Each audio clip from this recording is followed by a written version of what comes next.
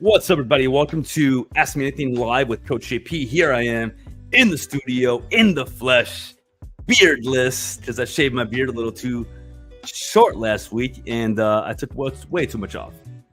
But here we are. Let's kick it off. Let's talk. Let's have a conversation. I'm here to answer questions. I'm here to talk. I'm here to just hang out. Energy is semi-low today. It's been a long day. But I'm here. I want to have a conversation with you guys. I want to talk. I want to just learn more about you. So if you're watching this, do me a favor. I'm streaming on Facebook, Instagram, TikTok, YouTube. So if you're watching this, do me a favor. Drop where you are from, what branch of service you're joining from. I just wrapped up doing a Mindset Monday with my clients, and I love doing those. They always fill me with energy. And one of my best clients, Heather reminded me that I was running a little bit late today. And she was right. And I always appreciate that she's always on point. So she sent me a little message on the side, which I love. I appreciate that so much. And it just reminded me that we don't always have to be like precise with everything. We have to be as intentional as we want to be. So messages like that just remind me that we are always working on our best selves. We're working on just being the best versions of ourselves. And I come here today with no necessary intention, agenda. I'm here to share. Savannah, how you doing? I appreciate you letting me know you're here. I'm looking forward to chatting with you in a couple of days. And again, if you are here, if you're joining in, let me know where you're from, what branch, and if you have a question, just drop it in below. There's no limits, no rules. You can ask me any questions about anything you want.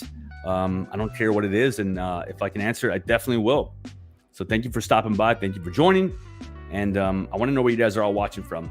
And why are you stressing, Savannah? What's going on?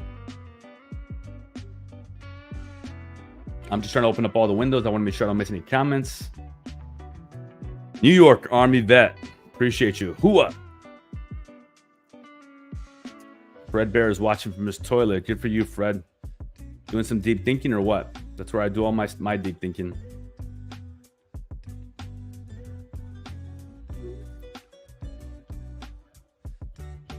What's up, brother? How you doing? Appreciate you being here.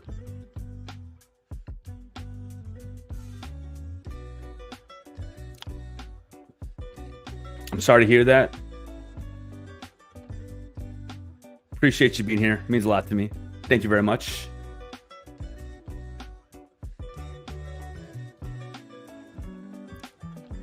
The thinking chair, love that. So I'm going to kick it off here. So if anyone has any questions for me, feel free to chime in, but I'm going to kick it off and I'm going to give you kind of a fresh perspective, something I've been thinking about, throwing around in my head. And it's the fact that somebody said something to me the other day and it really resonated with me. It's as the military evolves, the military will never, in my opinion, be responsible, in charge, prioritize the veteran that is getting out. It's just not what they're made for.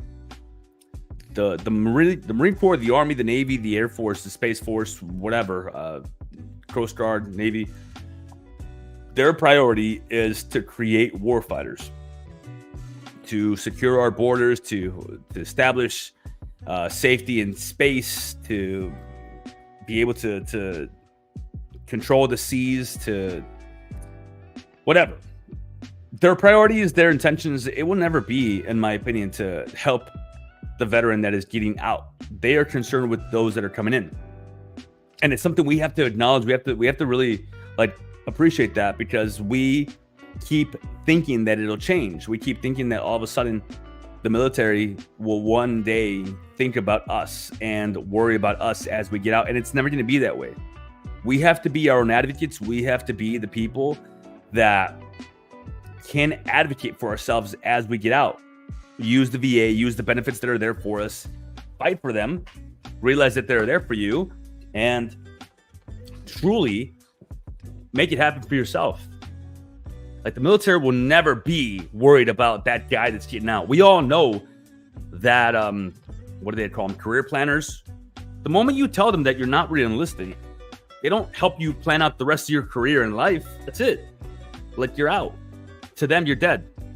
And I'm being honest right now, because honestly, that's the way it's going to be. It's never going to change. Is it wrong? I don't know. That's not really what I'm here to talk about. I'm here to talk about the fact that it's never going to change. JP, is there a good way to help with the anxiety after getting out? Yeah. So anxiety, when you kind of like operationalize it, it's feeling like you have a lack of options, in my opinion. And it's having a lack of options because you don't know what you want. And that's okay. Like, it's going to happen, right? But like, in my opinion, one of the best things you can do is immediately apply for your VA benefits and start kind of just exploring what's out there, getting to know as many people as you can, dropping the veteran ego, realizing that you're a boot all over again. You have to learn everything over.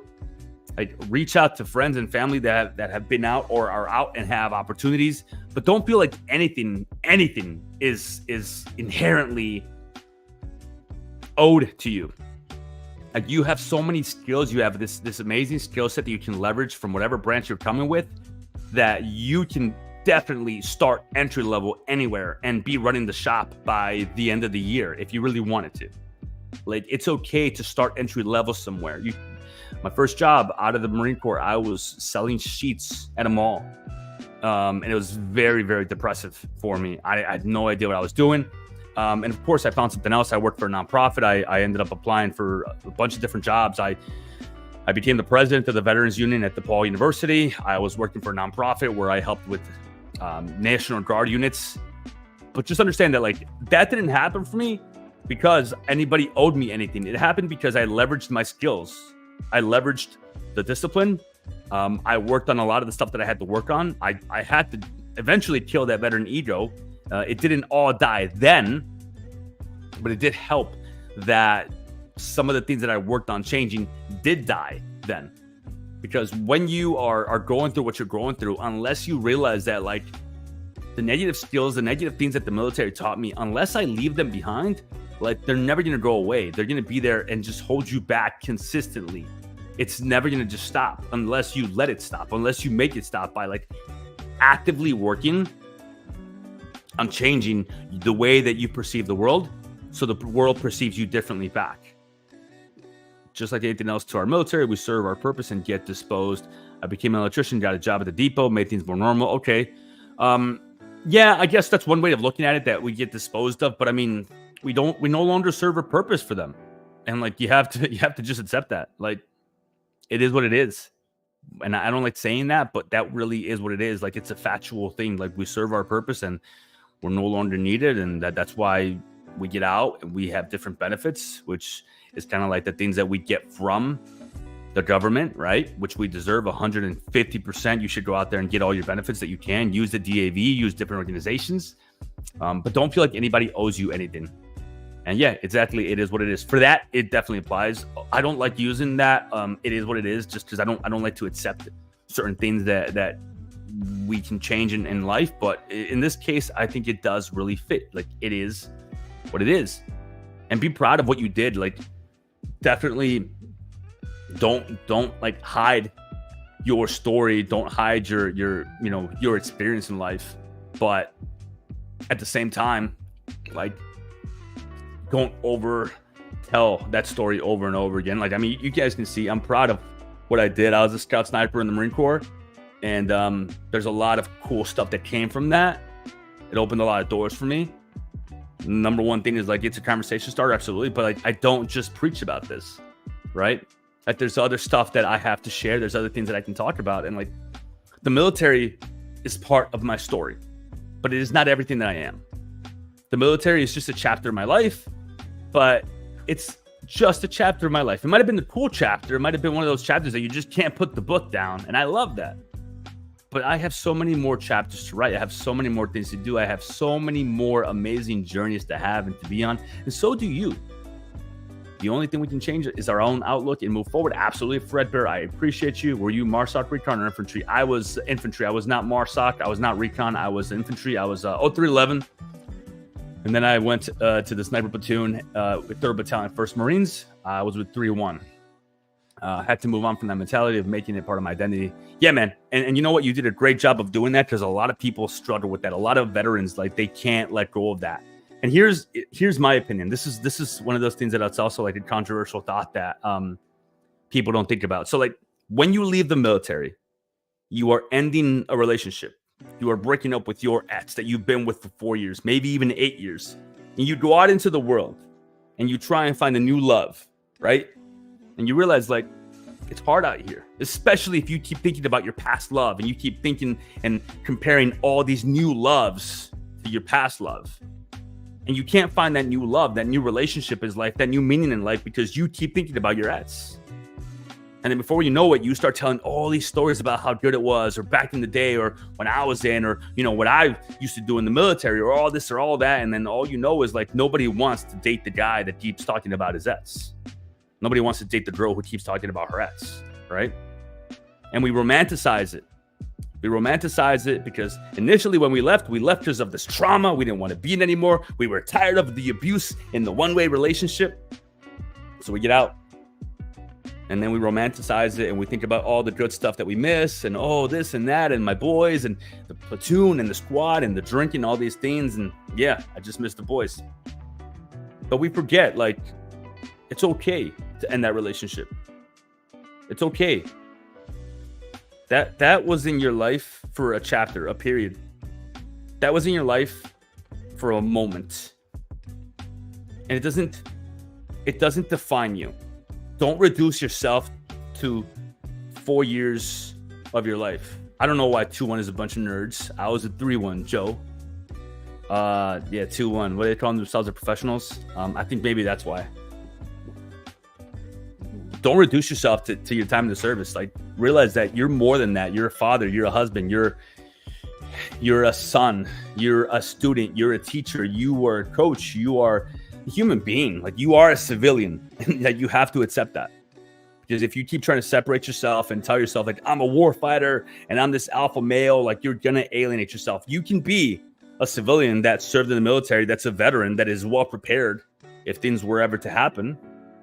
But if you keep thinking of that, like, that lone wolf mentality, like the lone wolf dies, right? Like, you need to differentiate yourself from society for the right reasons. You need to make a difference in your life. You need to be better. You need to, like, live a better life. Absolutely. But don't tell yourself that you have to be a certain way just to be accepted in society. You can be who you want to be. And it's important to recognize that, right? So, like I was throwing back to this, you leave the military because you're tired of the abuse in the relationship. And then you start to romanticize it. And then you think back about how good it was. And then you can't stop talking about it. Find that happy median. Like, find that point where you can talk about the military and realize that maybe it wasn't the best times, but it also wasn't the worst times. Because you know what? The best times may be ahead of you. Don't be like that washed out college, student who wears his Letterman jacket everywhere he goes. And he just talked about, back in my high school days when I was the quarterback and the prom king. Like, those are not the prime years of your life. Don't treat them as such. You should be looking for more in life. You should be realizing that, give me 1 second. You have more things to do in life. You have much more left to do in life. You have kids. You have grandkids, maybe. Like, don't limit yourself. Because if you... Hold on a second.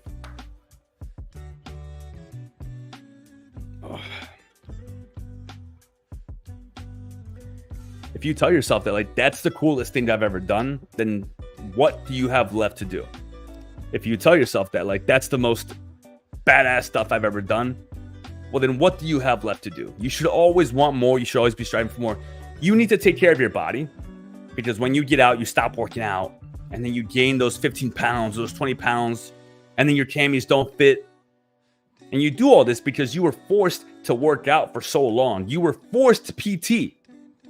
And that you think that now, by you letting go of your body, somehow you are rebelling. Doesn't make any sense, does it? And that's okay. Like, it's not your fault. It's just the way that we were all taught. Like, I'm truly trying to change the veteran culture by, like, understanding that we are responsible for ourselves. Like, we cannot just be waiting for some VA rep to show up at our door to drive us to the VA. Like, that'd be great if that's what happened, but it doesn't. So it really is on you. So they're not going to show up at your door. They're not going to drive you to the VA and tell you, like, this is what you got to say. This is what you got to do. It's on you. And unless you drop that ego and you realize like it is on you and you get out and you have like the wherewithal to do the things that you need to do for yourself, it's going to get hard. So don't stop being who you are. Be more of who you are. Be better. Be the version of you that you want to be. The first few years, I had the stickers all over my truck and wore the gear. No more. Yep, me too, man. Me too. And that's all right. We romanticize it and we think about all the good times we had. And that's okay, man. Like, there's nothing wrong with that, Fred. I was the same way, man. Rain, I appreciate you. As I'm sitting here with GERD and chronic pain. The GERD and the chronic pain, that's something we can talk about. Send me a message and maybe I can help you. I have a coaching program for veterans, and I'm not here to talk about that specifically, but you get more of this in there. I just finished up a coaching call with my clients. You get much more of this in my private group. It's a whole coaching program called the VetRise Academy. If you want to know more about it, click on the link in my bio or just shoot me a message and I'll give you some more details about it. But I'm not here to talk about that much more. We've talked. Rain, let me pull up your profile. I can't. So on like the little TikTok, I can only see like your little face. Yeah, we've talked, but I don't think you've actually set up an application with me. I can't pull up our messages. I know we've talked about it before, but I don't think you've actually set up an application because like the GERD, that might be happening because of your body and just the state that you're at. A lot of the stuff that you're doing, right? It's related a lot more to the body. Nah, you're poor. You're not poor. Nobody's poor. It's just about the decisions you make. And I'm not here to come at you because I don't want you to feel that way. I don't want you to feel attacked. But like we can all make different decisions because we vote for what's important to us by where we spend our time and our money. That's all I'll say about that.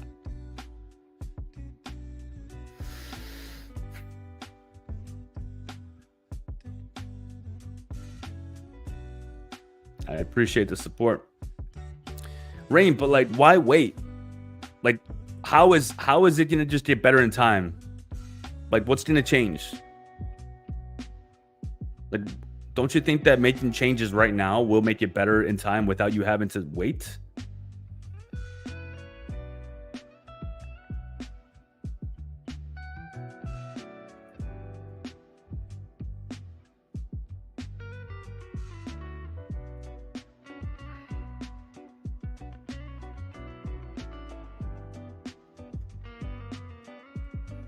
I am making changes. Things don't happen overnight. They do happen overnight. Because like right now, and I don't have all the information. You're right. Like I can't say like do this, do that. I don't have all the information. You're 100% right. You have the default argument here where you are right by default because I don't have all the information, and it's not fair because it's one-sided, right? But like just because you're making changes, like literally the sentence afterwards defeats the first sentence. So you're making changes, but then you say things don't happen overnight. So your second sentence defeats your first sentence because you're already accepting the fact that things don't happen overnight for you. So therefore, you're already telling yourself that it's going to take time.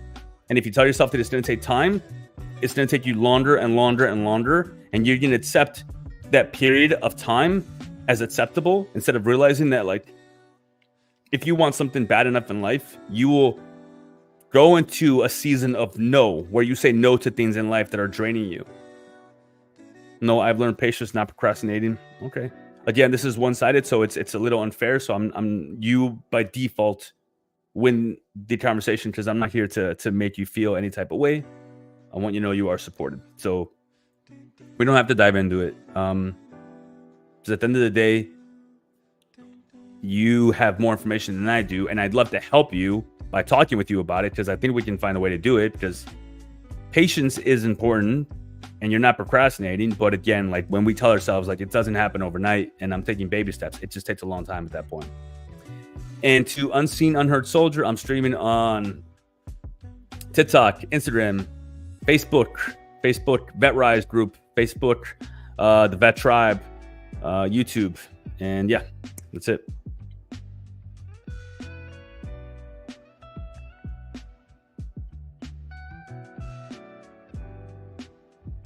I just want you to get seen, so I'm trying to get you the lights. Well, I appreciate that. That means a lot to me. I think you would do great in the program because I think that you would fit right in. I respect you too. And I want you to I want to help you lower your action threshold. I want to help you lower your action threshold because that way you can lower the things that you have to do to get where you want to be. So if it's going to take you longer because of all these different steps that you have to work on, I'd love to find a way to lower those steps so we can actually get there faster. So if like your goal is to lose 15 pounds and be able to start running again and get rid of the GERD, I would love to make it faster and more actionable. That way we can make it happen faster. And Vanessa, miss you too. Hope to get back in the gym tomorrow and do that budget sheet today. Put it on your calendar. Like if you want to do something, and this is me talking to Vanessa on Instagram, put it on your calendar. That way it gets done. So that's one thing that you can do. You can actually put stuff on your calendar and treat it as a map. The same way we use maps to look at the future. Same way we use maps to look at where we're going. Use maps to plan out your future. Calendars to plan out your future. I'm all over the place. I'm doing great. Thank you very much. I'm a little bit drained, but this is always one of those things that refills me. A lot is new in my life every single day. Oliver's doing well. Thank you for asking. And I think we are scheduled for Wednesday, if I'm not mistaken. Vanessa. Yeah, Vanessa. Wednesday at 7 p.m. my time for an hour. All right, guys. I'm going to be hopping off here. I have a VetRise application call with Stephanie. I'll be talking to her soon. Thank you guys for hanging out. Thank you guys for being here. If you want more of this, you know where to get it. Thank you guys for all your support. I appreciate you. Do me a favor. If you are seeing this on TikTok, follow me on Instagram. If you watch this on Instagram, go follow me on YouTube. If you watch this on YouTube, go follow me on TikTok. Like JP, the Veteran Coach. I really appreciate your support. I just want to be able to change the narrative, change the culture, change the way we see the way that we see veteran society and the way that we do things. Have a great night. Talk to you guys soon. Vanessa, go to the Savage Chat, and I just posted the Mindset Monday that you missed. Justin, if you want to watch the whole thing, go on my Facebook. It will all be posted there. All right, or on YouTube as well. The whole thing is posted on my Facebook or on my YouTube at JP the Veteran Coach. And do me a favor, if you're watching this on a different platform, go find me on other platforms, on Instagram or TikTok or Facebook or YouTube. I appreciate all the support. Thank you guys. Each platform gets a little bit of different content, and I share here and there a little bit different types of stuff on there, okay? All right, guys. Have a great night. Bye.